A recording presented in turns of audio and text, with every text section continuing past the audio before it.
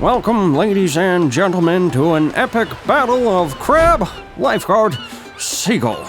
If you thought nothing could be more exciting than rock, paper, scissors, then you better hold on to your Hawaiian shirt because I'm about to rock your world. The rules are simple. Crab pinches Lifeguard.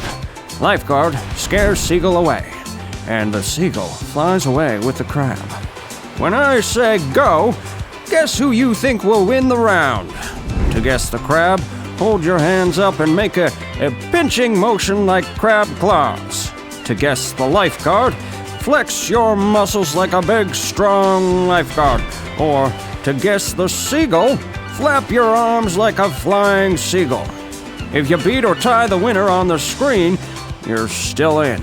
But if what's on the screen beats you, then you can keep playing. But please take a seat. So, to recap, Crab beats Lifeguard. Lifeguard beats Seagull. Seagull beats Crab.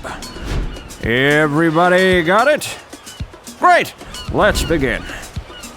3, 2, 1, go.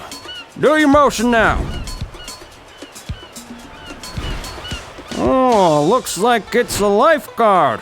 Lifeguard beats Seagull.